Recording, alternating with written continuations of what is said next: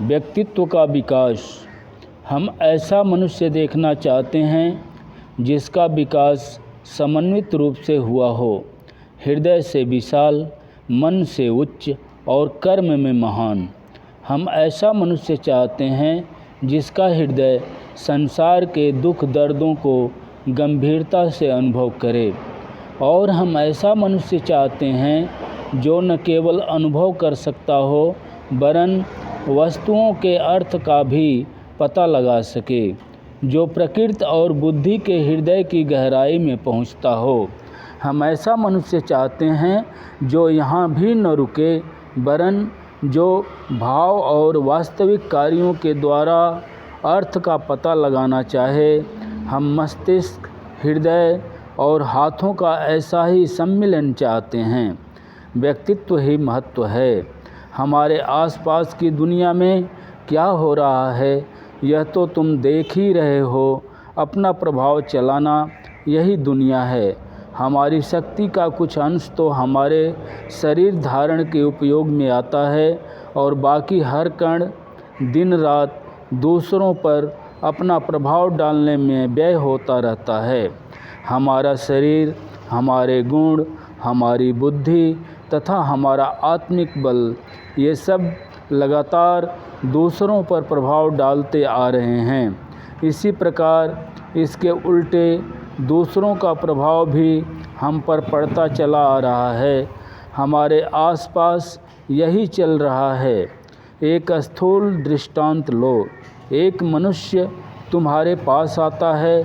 वह खूब पढ़ा लिखा है, उसकी भाषा भी सुंदर है, वह तुमसे 1 घंटा बात करता है तो भी वह अपना असर नहीं छोड़ पाता।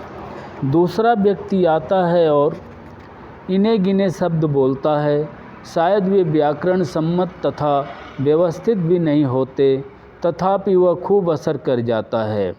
ऐसा तो तुम में से बहुतों ने अनुभव किया होगा। इससे स्पष्ट है कि मनुष्य पर जो प्रभाव पड़ता है वह केवल शब्दों द्वारा ही नहीं होता। न केवल शब्द अपितु विचार भी शायद प्रभाव का 1/3 अंश ही उत्पन्न करते होंगे, परंतु शेष 2/3 प्रभाव तो व्यक्तित्व का ही होता है, जिसे तुम वैयक्तिक चुंबकत्व कहते हो। वही प्रकट होकर तुमको प्रभावित कर देता है। हम लोगों के कुटुंबों में मुखिया होते हैं। इनमें से कोई अपना घर चलाने में सफल होते हैं, परंतु कोई नहीं होते। ऐसा क्यों है? जब हमें असफलता मिलती है तो हम दूसरे को कोसते हैं। ज्यों ही मुझे असफलता मिलती है त्यों ही मैं कह उठता हूँ कि अमुक मेरी असफलता के कारण है। असफलता आने पर मनुष्य अपनी दुर्बलता तथा दोष को स्वीकार नहीं करना चाहता। प्रत्येक मनुष्य यह दिखलाने की कोशिश करता है कि वह निर्दोष है और सारा दोष वह किसी व्यक्ति पर, किसी वस्तु पर और अंततः दुर्भाग्य पर मढ़ना चाहता है। जब घर का मुखिया असफल हो तो उसे स्वयं से पूछना चाहिए कि कुछ लोग अपना घर कैसे इतनी अच्छी तरह से चला सकते हैं और दूसरे क्यों नहीं चला पाते। तब तुम्हें पता चलेगा कि यह अंतर मनुष्य के कारण ही है, उसकी उपस्थिति और उसके व्यक्तित्व के कारण है। यदि मानव जात के बड़े बड़े नेताओं की बात ली जाए तो हमें सदा यही दिखाई देगा कि उनका व्यक्तित्व ही उनके प्रभाव का कारण था। अब प्राचीन काल के महान लेखकों व विचारकों को लो। सच पूछो तो उन्होंने हमारे सम्मुख कितने असल और सच्चे विचार रखे हैं। अतीतकालीन लोकनायकों की जो रचनाएं तथा पुस्तकें आज हमें उपलब्ध हैं, उनमें से प्रत्येक का मूल्यांकन करो। केवल मुट्ठी भर ही असल, नए तथा स्वतंत्र विचार अभी तक इस संसार में सोचे गए हैं। उन लोगों ने जो विचार हमारे लिए छोड़े हैं, उनको उन्हीं की पुस्तकों में से पढ़ो तो वे हमें कोई दिग्गज नहीं प्रतीत होते, तथापि हम जानते हैं कि अपने समय में वे दिग्गज व्यक्ति थे। इसका कारण क्या है? वे जो बहुत बड़े प्रतीत होते थे, वह मात्र उनके सोचे हुए विचारों या उनकी लिखी हुई पुस्तकों के कारण नहीं था और न उनके दिए हुए भाषणों के कारण ही था, वरन किसी एक दूसरी ही बात के कारण जो अब निकल गई है, और वह है उनका व्यक्तित्व। जैसा मैं पहले कह चुका हूँ, 2/3 अंश व्यक्तित्व होता है और बाकी 1/3 अंश होता है मनुष्य की बुद्धि और उसके कहे हुए शब्द। सच्चा मनुष्य या उसका व्यक्तित्व ही वह वस्तु है जो हम पर प्रभाव डालती है। कर्म तो हमारे व्यक्तित्व की बाह्य अभिव्यक्ति मात्र है। व्यक्ति होने पर कर्म तो होंगे ही। कारण के रहते हुए कार्य का आविर्भाव अवश्यंभावी है। सारी शिक्षा, समस्त प्रशिक्षण का एकमेव उद्देश्य मनुष्य का निर्माण होना चाहिए, पर हम यह न करके केवल बहिरंग पर ही पानी चढ़ाने का प्रयत्न किया करते हैं। जहाँ व्यक्तित्व का ही अभाव है, वहाँ सिर्फ बहिरंग पर पानी चढ़ाने का प्रयत्न करने से क्या लाभ। सारी शिक्षा का ध्येय है मनुष्य का विकास। वह मनुष्य जो अपना प्रभाव सब पर डालता है, जो अपने संगियों पर जादू सा कर देता है, शक्ति का एक महान केंद्र है, और जब वह मनुष्य तैयार हो जाता है, वह जो चाहे कर सकता है। यह व्यक्तित्व जिस वस्तु पर अपना प्रभाव डालता है, उसी को कार्यशील बना देता है। व्यक्तित्व विकास के नियम। योग शास्त्र यह दावा करता है कि उसने उन नियमों को ढूंढ निकाला है जिनके द्वारा इस व्यक्तित्व का विकास किया जा सकता है। इन नियमों तथा उपायों की ओर ठीक ठीक ध्यान देने से मनुष्य अपने व्यक्तित्व का विकास कर सकता है और उसे शक्तिशाली बना सकता है। महत्वपूर्ण व्यवहार उपयोगी बातों में यह भी एक है, और यही समस्त शिक्षा का रहस्य है। इसकी उपयोगिता सर्वदेशीय है, चाहे वह गृहस्थ हो, चाहे गरीब, अमीर, व्यापारी या धार्मिक। सभी के जीवन में व्यक्तित्व को शक्तिशाली बनाना ही एक महत्व की बात है। ऐसे अनेक सूक्ष्म नियम हैं जो इन भौतिक नियमों के परे हैं, ऐसा हम जानते हैं।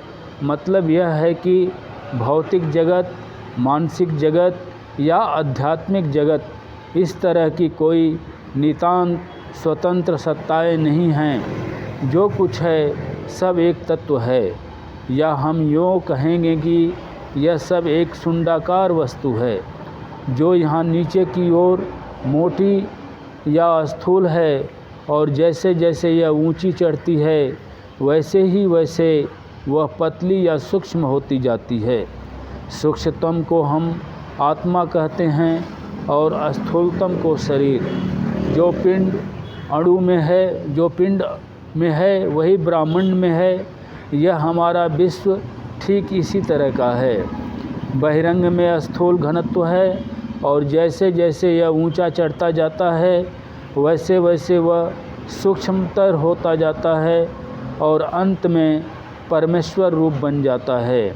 हम यह भी जानते हैं कि सबसे अधिक शक्ति सूक्ष्म में है, स्थूल में नहीं। एक मनुष्य भारी वजन उठाता है, उसकी पेशियां फूल उठती हैं और संपूर्ण शरीर पर परिश्रम के चिन्ह दिखने लगते हैं। हम समझते हैं कि पेशियां बहुत शक्तिशाली वस्तु हैं, परंतु असल में जो पेशियों को शक्ति देता है वो तो धागे के समान पतली नाड़ियां हैं। जिस क्षण इन तंतुओं में से एक का भी संबंध पेशियों से टूट जाता है, उसी क्षण ये पेशियां बेकार हो जाती हैं। ये छोटी छोटी नाड़ियां किसी अन्य सूक्ष्मतर वस्तु से अपनी शक्ति ग्रहण करती हैं, और वह सूक्ष्मतर वस्तु फिर अपने से भी अधिक सूक्ष्म विचारों से शक्ति ग्रहण करती है। इसी तरह यह क्रम चलता रहता है। इसलिए वह सूक्ष्म तत्व ही है जो शक्ति का अधिष्ठान है। स्थूल में होने वाली गति हम अवश्य देख सकते हैं, परंतु सूक्ष्म में होने वाली गति हम देख नहीं सकते। जब स्थूल वस्तुएं गति करती हैं तो हमें उनका बोध होता है और इसलिए हम स्वाभाविक ही गति का संबंध स्थूल से जोड़ देते हैं। वास्तव में सारी शक्ति सूक्ष्म में ही है। सूक्ष्म में होने वाली गति हम देख नहीं सकते। शायद इसका कारण यह है कि वह गति इतनी गहरी होती है कि हम उसका अनुभव नहीं कर सकते। पर यदि कोई शास्त्र या कोई शोध इन सूक्ष्म शक्तियों के ग्रहण करने में सहायता दे तो इन शक्तियों का परिणाम रूप यह व्यक्त विश्व ही हमारे अधीन हो जाएगा। पानी का एक बुलबुला झील के तल से निकलता है, वह ऊपर आता है, परंतु जब तक कि वह सतह पर आकर फूट नहीं जाता तब तक हम उसे देख नहीं सकते। इसी तरह विचार अधिक विकसित होने पर या कार्य में परिणत हो जाने पर ही देखे जा सकते हैं। हम सदा यही कहा करते हैं कि हमारे कर्मों पर, हमारे विचारों पर हमारा अधिकार नहीं है। यह अधिकार हम कैसे प्राप्त कर सकते हैं? यदि हम सूक्ष्म गतियों पर नियंत्रण कर सकें, विचार बनने एवं कार्य रूप में परिणत होने के पूर्व ही यदि उसको मूल में ही अपने अधीन कर सकें, तो इस सब को नियंत्रित कर सकना हमारे लिए संभव होगा। अब यदि ऐसा कोई उपाय हो जिसके द्वारा हम इन सूक्ष्म कारणों और इन सूक्ष्म शक्तियों का विश्लेषण कर सकें, उन्हें समझ सकें और अंत में अपने अधीन कर सकें, तभी हम स्वयं अपना शासन चला सकेंगे। और जिस मनुष्य का मन उसके अधीन होगा वह निश्चय ही दूसरों के मनों को भी अपने अधीन कर सकेगा। इसी कारण पवित्रता तथा नैतिकता सदा धर्म के विषय रहे हैं। पवित्र सदाचारी मनुष्य स्वयं पर नियंत्रण रखता है और सारे मन एक ही हैं, समष्टि मन के अंश मात्र। जिसे एक ढेले का ज्ञान हो गया उसने दुनिया की सारी मिट्टी जान ली। जो अपने मन को जानता है और स्व अधीन रख सकता है वह हर मन का रहस्य जानता और हर मन पर अधिकार रखता है। यदि हम इन सूक्ष्म अंशों को नियंत्रित कर सकें तो अपने अधिकांश शारीरिक कष्टों को दूर कर सकते हैं। यदि हम सूक्ष्म हलचलों को बस में कर सकें तो हम अपनी उलझनों को दूर कर सकते हैं। यदि हम इन सूक्ष्म शक्तियों को अपने अधीन कर लें तो अनेक असफलताएं टाली जा सकती हैं। व्यक्तित्व के विभिन्न स्तर, मनुष्य का यह स्थूल रूप, यह शरीर जिसमें बाह्य साधन है, संस्कृति में स्थूल शरीर कहा गया है। इसके पीछे इंद्रिय से प्रारंभ होकर मन, बुद्धि तथा अहंकार का सिलसिला है।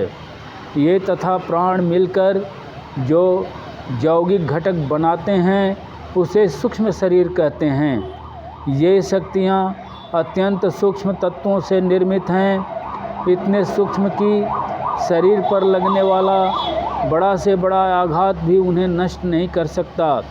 शरीर के ऊपर पड़ने वाली किसी भी चोट के बाद वे जीवित रहते हैं। हम देखते हैं कि स्थूल शरीर स्थूल तत्वों से बना हुआ है और इसलिए वह हमेशा नूतन होता और निरंतर परिवर्तित होता रहता है। किंतु मन, बुद्धि और अहंकार आदि अभ्यंतर इंद्रिय सूक्ष्मतम तत्वों से निर्मित हैं। इतने सूक्ष्म कि वे युग युग तक चलते रहते हैं। वे इतने सूक्ष्म हैं कि कोई भी वस्तु उनका प्रतिरोध नहीं कर सकती। वे किसी भी अवरोध को पार कर सकते हैं। स्थूल शरीर अचेतन है और सूक्ष्म शरीर भी अचेतन है, लेकिन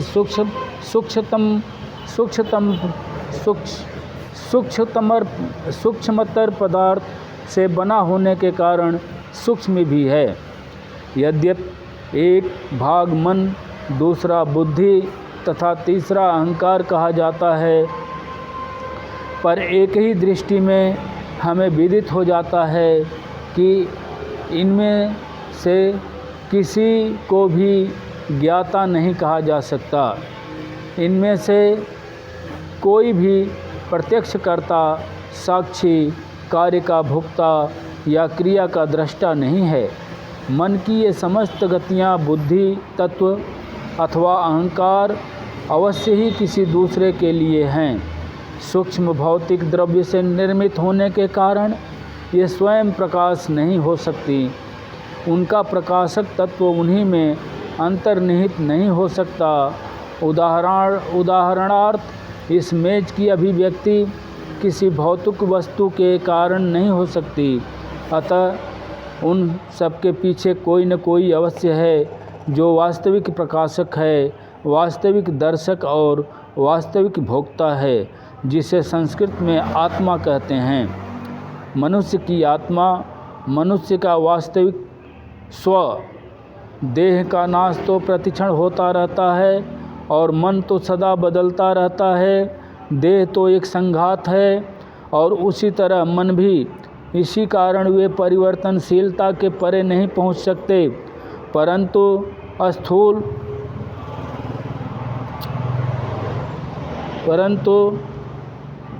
स्थूल जड़ तत्व के इस क्षणिक आवरण के परे और मन के भी सूक्ष्मतर आवरण के परे मनुष्य का सच्चा स्वरूप नित्य मुक्त सनातन आत्मा अवस्थित है।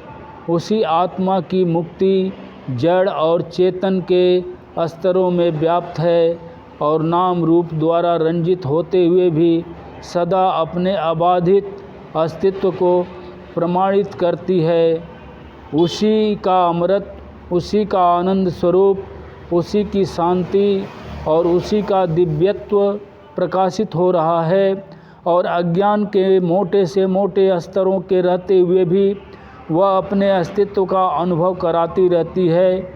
यही यथार्थ पुरुष है जो निर्भय है, अमर है और मुक्त है। अब मुक्ति तो तभी संभव है जब कोई बाह्य शक्ति अपना प्रभाव न डाल सके, कोई परिवर्तन न कर सके। मुक्ति केवल उसी के लिए संभव है जो सभी बंधनों, सभी नियमों और कार्य कारण की श्रृंखला से परे हो। कहने का तात्पर्य यह है कि एक अपरिवर्तनशील पुरुष ही मुक्त हो सकता है और इसलिए अमर भी। यह पुरुष, यह आत्मा, मनुष्य का यह यथार्थ स्वरूप मुक्त, अव्यय, अविनाशी, सभी बंधनों से परे है और इसलिए न तो जन्म लेता है न मरता है। प्रत्येक मानवीय व्यक्तित्व की तुलना कांच की चिमनी से की जा सकती है। प्रत्येक के अंतराल में वही शुभ ज्योति है। दिव्य परमात्मा की आभा पर कांच के रंगों और उसकी मोटाई के अनुरूप उससे विकीर्ण होने वाली ज्योति की किरणें विभिन्न रूप ले लेती हैं। प्रत्येक केंद्रीय ज्योति का सौंदर्य और आभा समान है। प्रतिभाषिक असमानता केवल व्यक्त करने वाले भौतिक साधनों की अपूर्णता के कारण है। आध्यात्मिक राज्य में हमारा ज्यों-ज्यों उत्तरोत्तर विकास होता जाता है, त्यों-त्यों वह माध्यम भी अधिकांश पारभाषक हो जाता है। मानव की दिव्यता। हे अमृत के पुत्रों, कैसा मधुर और आशाजनक संबोधन है यह। बंधुओं, इसी मधुर नाम अमृत के अधिकारी से तुम्हें संबोधित करूं, तुम मुझे इसकी अनुमति दो। निश्चय ही हिंदू तुम्हें पापी कहना अस्वीकार करता है। तुम तो ईश्वर की संतान हो, अमर आनंद के भागी हो, पवित्र और पूर्ण आत्मा हो। तुम इस मर्त्य भूमि पर देवता हो। तुम भला पापी।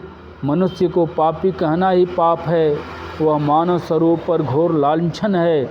तुम उठो हे सिंहो, आओ और इस मिथ्या भ्रम को झटक कर दूर फेंक दो कि तुम भेड़ हो। तुम हो अमर आत्मा, मुक्त आत्मा, नित्य और आनंदमय। तुम जड़ नहीं हो, तुम शरीर नहीं हो। जड़ तो तुम्हारा दास है, न कि तुम जड़ के दास हो। यहाँ तक कि यह संसार, यह शरीर और मन अंधविश्वास है।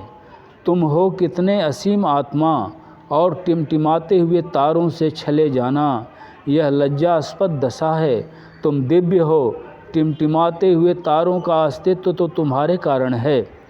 हर एक वस्तु जो सुंदर, बलयुक्त तथा कल्याणकारी है और मानव प्रकृति में जो कुछ भी शक्तिशाली है, वह सब उसी दिव्यता से उद्भूत है। यह दिव्यता यद्यपि बहुतों में अव्यक्त रहती है, मूलतः मनुष्य में कोई भेद नहीं है।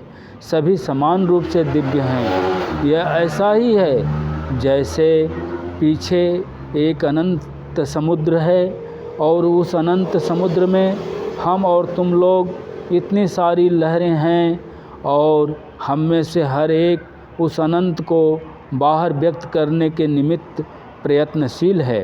अतः हम में से हर एक को वह सत चित तथा आनंद रूपी अनंत समुद्र अव्यक्त रूप से जन्म सिद्ध अधिकार के रूप में तथा स्वरूपतः प्राप्त है। उस दिव्यता की अभिव्यक्ति की न्यूनाधिक शक्ति से ही हम लोगों में विभिन्नता उत्पन्न होती है।